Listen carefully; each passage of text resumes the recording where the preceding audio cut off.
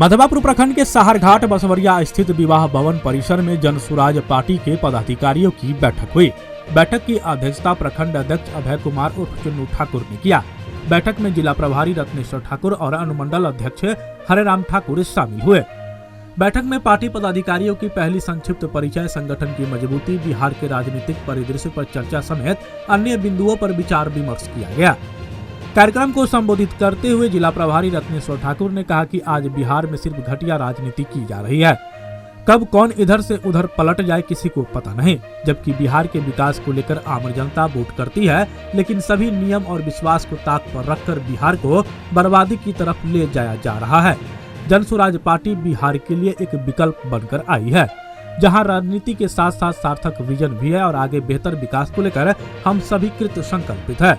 मौके पर बिल्टू मंडल, मालिक शाह, नवल किशोर राउत, रामबरन मंडल, निरंजन पासवान, जीवस पासवान, आशीष कुमार, उमाशंकर नायर, डॉक्टर प्रेम कुमार मंडल, शिव सिंह, पीताम्बर गुप्ता एवं सागर झा समेत अन्य लोग भी उपस्थित रहे।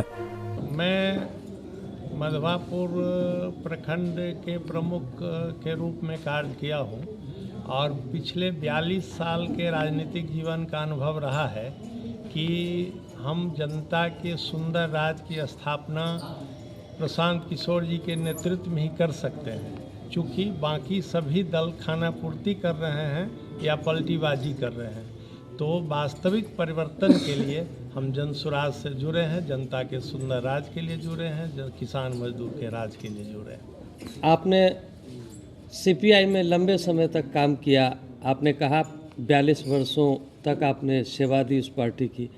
क्या अच्छा लगा जन सुराज में आपने इसका थमा दामन? नहीं, सीपीआई से मेरी कोई शिकायत नहीं है। सीपीआई ने मुझे बहुत सम्मान दिया, बहुत पद भी दिया, लेकिन सीपीआई वास्तविक रूप से अब उस जनता के लिए कोई संघर्ष नहीं कर पा रही है। और मैंने प्रशांत किशोर जी में वो खूबी देखा जो सीपीआई भी उन जनता के लिए संघर्ष कर रही थी, आज नहीं कर रही है, और उस परिवर्तन की बात कर रही थी, आज वो प्रशांत किशोर कर रहे हैं। इसीलिए मैं उनके कारवां में शामिल हुआ और उनके माध्यम से हम परिवर्तन चाहते हैं, हम वास्तविक परिवर्तन चाहते हैं बिहार में, और बिहार को सम्मान दिलाना चाहते हैं, इसलिए मैं वहाँ शामिल हो गया। आज का कार्यक्रम एक क्रांतिकारी कार्यक्रम हुआ है, ऐतिहासिक कार्यक्रम हुआ है। पहली बार साहरघाट की धरती पर जन स्वराज के सिपाहियों ने अपना क्रांतिकारी परिचय देते हुए जो संकल्प लिया है, इस संकल्प से 2025 में सत्ता परिवर्तन तय है, जिसको कोई नहीं रोक सकता है। अपना परिचय?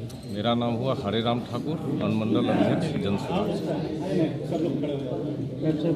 प्रोग्राम के बारे में जी, आज मैं समझ रहा हूँ मधवापुर और मिथिलांचल के लिए बहुत खुशी का दिन है, जो जन सुराज एक इतना अच्छा सोच और इतना अच्छा परिवर्तन की बातें करने वाले उस जन सुराज की आज हम लोग की पहली बैठक है। और बहुत गर्मजोशी से काफ़ी ज़्यादा बहुत सारे लोग और बहुत बुद्धिजीवी प्रकोष्ठ के लोगों ने इसमें भाग लिया। इस बात से मुझे बेहद खुशी है।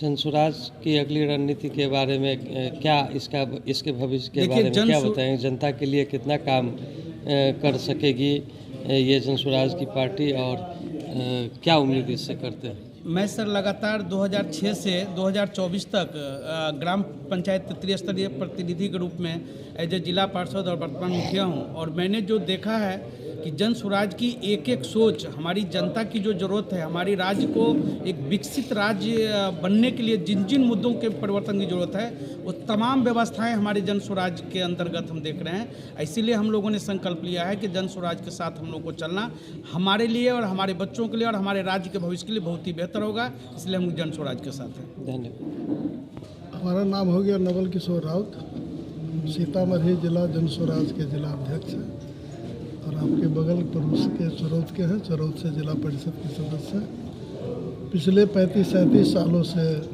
हम समाज के लिए काम कर रहे थे लेफ्ट पॉलिटिक्स में।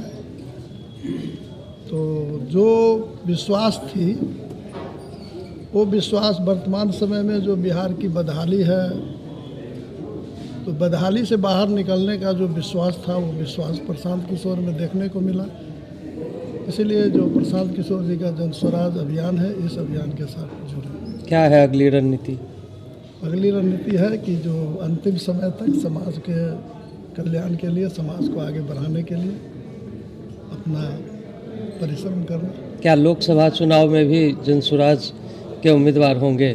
लोकसभा चुनाव में जनस्वराज के कोई उम्मीदवार नहीं होंगे। जनस्वराज पार्टी लोकसभा चुनाव तक नहीं बनेगी। विधानसभा की तैयारी है? 2025 की तैयारी है। हम जनस्वराज बिहार में बदलाव के लिए, व्यवस्था परिवर्तन के लिए संघर्ष प्रयास कर रहे हैं। आप हमारे मधुबनी न्यूज को फेसबुक पे देख रहे हैं तो पेज को लाइक करें, यूट्यूब से देख रहे हैं तो हमारे चैनल को सब्सक्राइब करें और बेल आइकन को दबाना ना भूलें।